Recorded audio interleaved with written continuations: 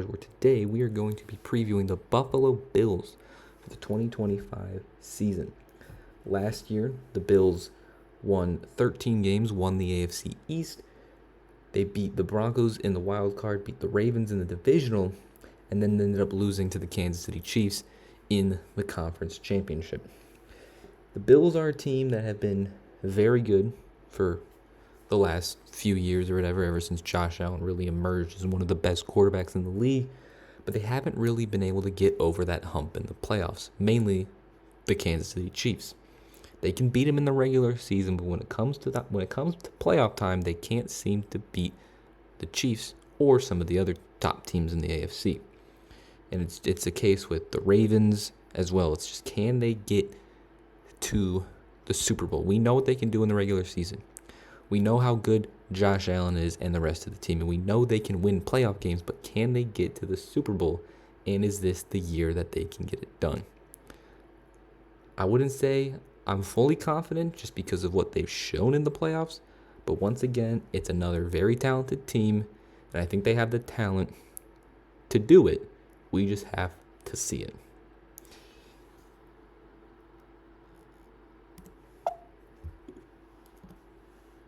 Looking at the additions and losses that the Bills made this offseason, first we noticed that they bring in Josh Palmer as one of their receivers, and they lose Amari Cooper and Mack Hollins. First, Josh Palmer, he's an okay to solid depth receiver.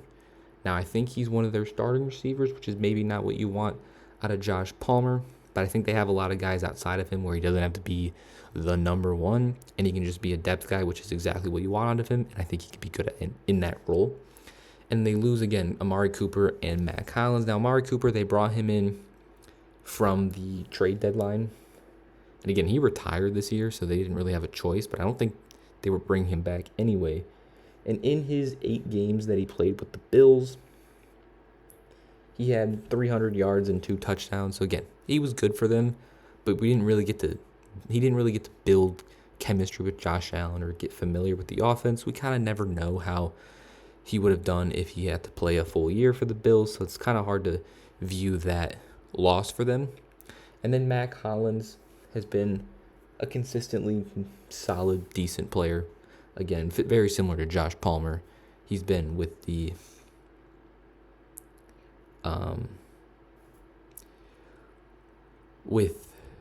Bills, and in his most recent season, had just under 400 yards and 5 touchdowns, so pretty decent year.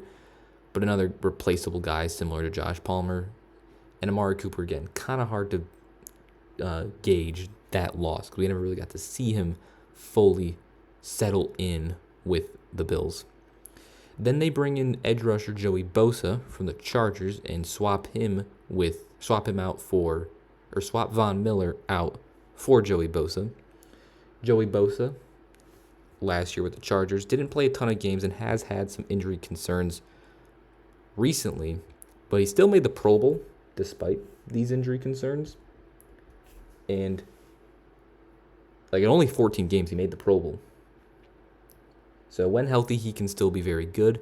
Even if he's not quite the same player he was, he can still be very good. And it's not like they lost a young, promising player. They lose Von Miller, who honestly wasn't that bad last year for the Bills in 13 games. He only played 13 games, and he was pretty good. But again, he's 36, so you take one aging veteran pass rusher away, and you bring in a new one who might be a little bit better because he is still slightly younger than Von Miller. And again, Bosa made the Pro Bowl last year. Then they draft TJ Sanders out of the first round? No, he was their second round pick. They bring him in from South Carolina at the D tackle position. I like that pickup. They really needed help, I feel like, in that interior line, and they brought in a lot of guys in that D line, and again, Sanders, their second round pick. And then they bring in 2 corners. They bring back Tre'Davious White, and they bring in Maxwell Hairston, who was their first round pick. Tre'Davious White has not really been very healthy recently, has had multiple injuries, but he has been an all-pro player before in Buffalo, and that all-pro was a decent bit ago. But even if he can play like he did in 2022 in 2023. Those had very small sample sizes in those seasons. But in those 2 years, which are a lot more recent than his All-Pro year, those are good seasons. Like, he was good that year when he was playing. So if he can even play like that, it'll be a solid pickup to add a guy like Tre'Davious White. And then again, Maxwell Hairston, their first-round pick. Who knows how much he's going to play his rookie year, but overall as a player, I really like Maxwell Hairston. He had the really fast 40-yard dash time. He can play zone. He can play man. Not the most physical because he's a little smaller, but he can take the ball away. He had 6 interceptions in his last 20 games in Kentucky, and 3 of those he took the other way and got a pick 6. So he can make plays at that corner position, and he can, again, play zone, play man. You know what? He can do a lot of stuff. So I really like him as an overall player. Again, don't know how much he's going to play this year. And then they lose Rasul Douglas, who honestly was not that good last year. Not the best year for Rasul Douglas, especially in coverage. And I think Tre'Davious White and Maxwell Hairston, while not the healthiest currently, if you can get 2023 Tre'Davious White for 10 games and Maxwell Hairston at the end of the year for 10 games as well, I think both of those are better than a healthy Rasul Douglas, especially last year. So I think overall they got better in the offseason. The only thing is maybe the receiver room, because bringing in Josh Palmer and losing Mac Hollins and Amari Cooper isn't the best. But overall, I think the Bills had a pretty good offseason. Now looking at this offense for the Bills, this offense was, I believe, they were second in scoring last year, so very good. Led by, obviously, Josh Allen, MVP winner. You can agree with the fact that he won MVP, but regardless, he won MVP, and he was at least a top 2 MVP candidate. 3,700 plus yards, 28 touchdowns to only 6 interceptions. I think that was a big thing about Josh Allen's season that really impressed me, because he always had a lot of interceptions, especially early in his career. But for him to have only 6, I think was very impressive. And then obviously on the ground, he added a lot of impact, where he had, hold on, the stats are loading, where he had 500 yards and 12 touchdowns. So from scrimmage, he had 4,000 plus and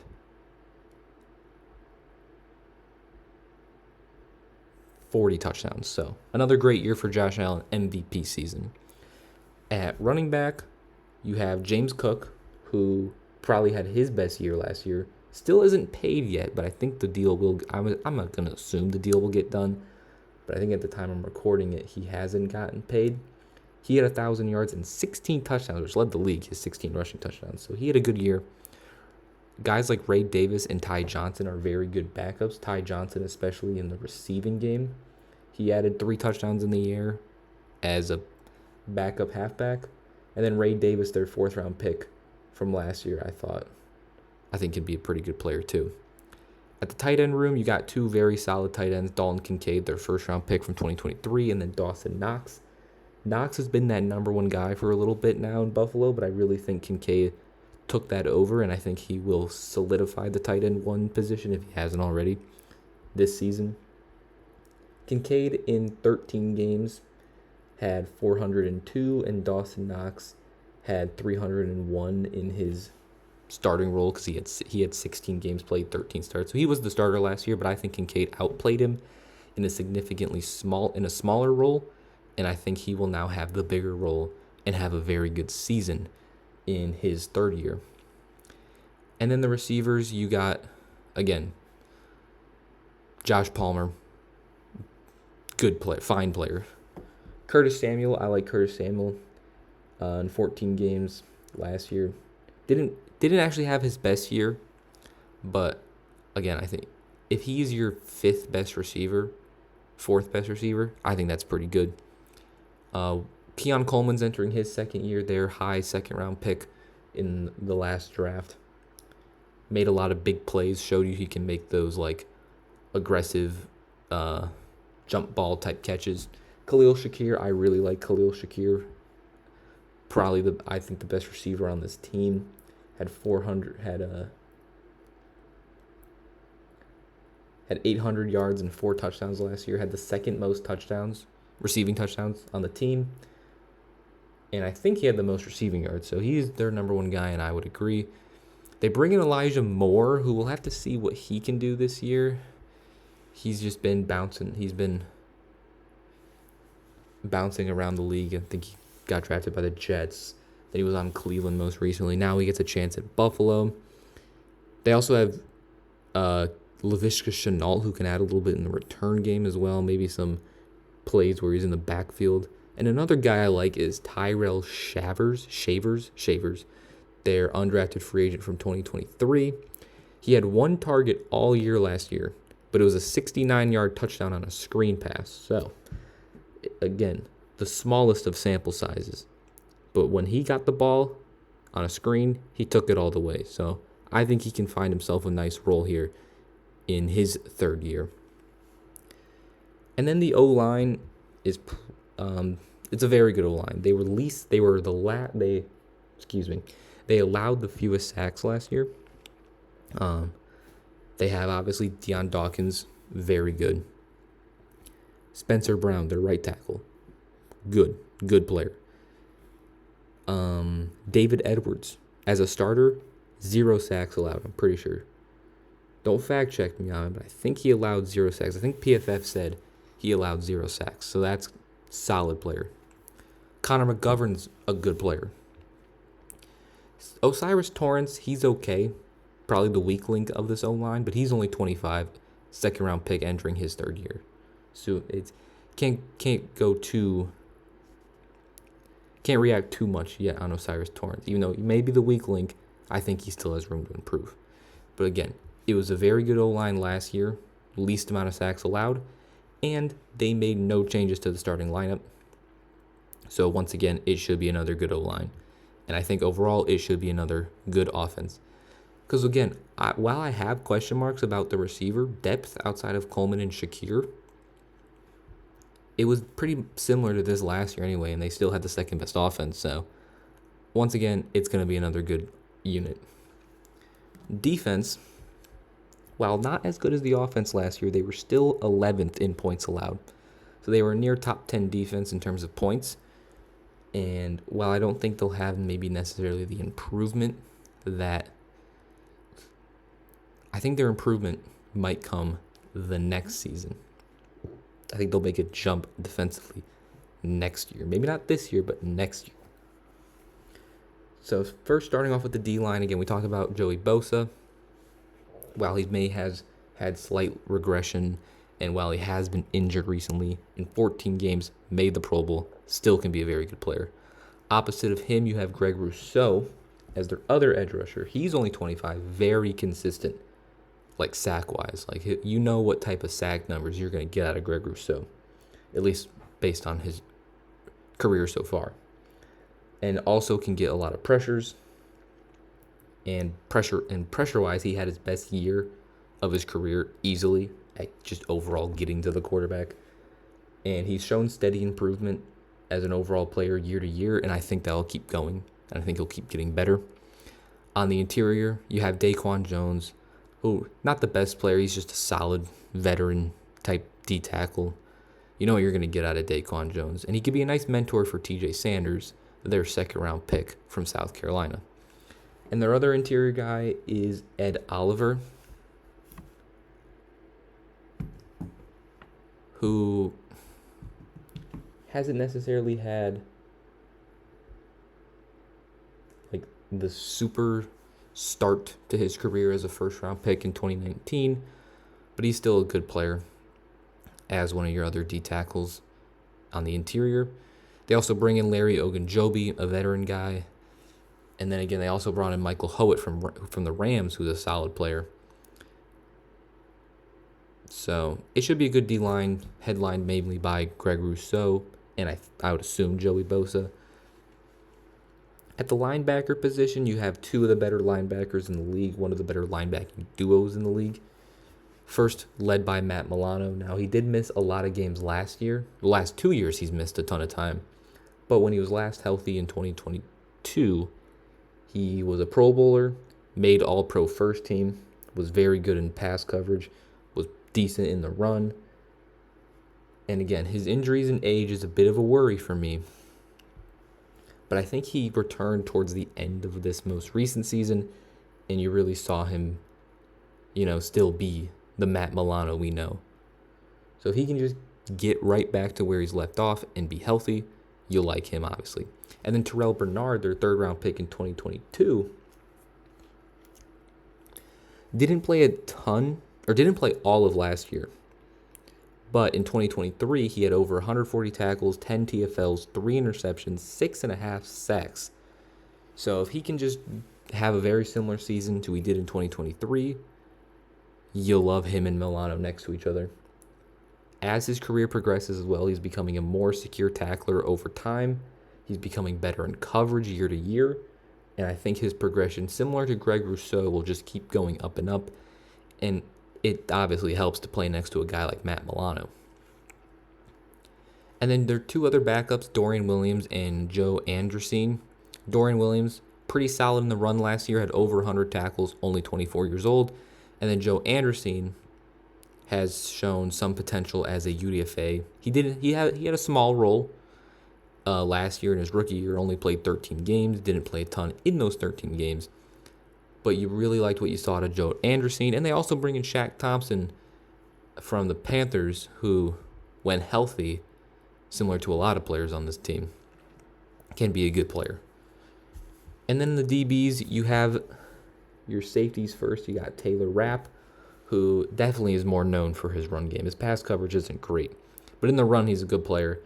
Had over 80 tackles and only missed 2 of them, so very good in the run last year for Taylor Rapp. He has had solid seasons in coverage, but it's just not the most consistent. And last year wasn't his best in coverage, but he can be decent in coverage. And he's been the best since joining Buffalo in 2023. He's really had his best years. So I think you know what you're going to get out of Taylor Rapp at that free safety position. And at the strong safety position, you got Cole Bishop, who had an okay rookie year, second-round pick. But I think he'll improve and have a much better year 2 as the starter. And then on the outside, you got, of course, Tre'Davious White, who has very up and down, injury-wise. But when healthy, I still think he can be a decent player. Even if he's not his all-pro self, he can still be a decent corner. They have Christian Benford, who's a very good young corner. Still very young. Only drafted in 2022. It feels like he's been in the league for longer than that. But he's good in the run. He's good in the pass. Taron Johnson was injured a little bit last year, but all-pro in 2023, one of the better nickels in the league. And on the bench, you got Damar Hamlin, who honestly had a pretty solid last year, especially in the run game. Had over 80 tackles, was a pretty secure tackler as well. And then Cam Lewis, one of their UDFAs in 2019, is a pretty solid backup strong safety as well if Cole Bishop maybe doesn't improve as much as they want. Another guy, obviously, Maxwell Hairston, which we'll have to see what role he can have due to his health. But it was a top 20 defense, a near top 10 defense last year. I think it'll be very similar range this year as well. Quickly looking at the special teams before we get to their schedule. Brad Robbins in his rookie year, I think with the Bengals, was solid. So we'll see what he can do in year 2. Tyler Bass is a decent kicker. I think I would like to see a little bit more out of Tyler Bass, but he's been good before, so you're fine with him being your kicker. You don't feel like you have to get an upgrade, but it's not like he's not one of the best in the league either. The returners, you got Brandon Codrington, who has been a decent returner so far in his career, and I do like having Laviska Shenault as your backup returner because I think he can be a good returner. He had a touchdown last year, I think, with Seattle, if I'm not mistaken. So overall, solid special teams group. Nothing crazy, but definitely not one of the worst. But now, the schedule. So Bills actually have a pretty easy schedule considering they were first place in their division. They have the 10th easiest schedule. Again, they do have to play their own division, which it's a little interesting because don't know for sure how good teams like the Patriots, Dolphins, or the Jets are going to do. They could all be very tough teams for the Bills or easy teams, so that's kind of up in the air. But they also have to play the AFC North, which is tough, but you do get the Browns on top of that. And then they play the NFC South, which isn't the best division. And again, they do have a first place schedule, so that does mean playing the Eagles, playing the Chiefs, and playing the Texans, which is going to be tough. But overall, they have the 10th easiest schedule. And I think they will have a good season once again. I don't think they'll get 13 wins because I don't think really many teams are going to get 13 wins. I think it's going to be a very even and competitive year this year. And I'm also, maybe playing it more safe on the record predictions. But I have their floor at 8-9. I have a hard time seeing this team winning less than 8 games. I almost wanted to put their floor at 9-8, but I wanted to be, again, a little bit safer and go for 8-9. Honestly, if Josh Allen's healthy, that automatically should put them at above 500. If you get 17 games out of Josh Allen, it's very difficult for your team to go below 500. But I played safe, floor at 8-9. I do have their ceiling at 14, and that's supposed to say 14-3. That's supposed to say 14-3. 14-3 is their ceiling, which does make their prediction fall at 11-5. It was either 11-5 or 12-4 for me, but I went with 11-5. Again, a 2-win decrease from last year. I know they have an easy schedule, but again, I think the Ravens are going to be tough. Their division could be tough. They could still end up losing like 2 games in their division. The Bucs will be tough. Obviously, the Eagles, the Texans, the Chiefs. Even teams like Pittsburgh could be tough. Cincinnati, you never really know. But again, it's going to be another successful season for the Bills. More likely than not. So I just played it a little safe with their 11-win prediction. But that will conclude our 2025 season preview for the Buffalo Bills. If you enjoyed the video, make sure to leave a like. If you're new, subscribe. It helps the channel out a lot. And let me know in the comment section some of your opinions on the Bills for this upcoming season. It's kind of hard because they didn't really make too many changes. We know their roster, but do you think the Bills can finally get over the hump in the playoffs and get to that Super Bowl? And I'll see you guys next time. Peace.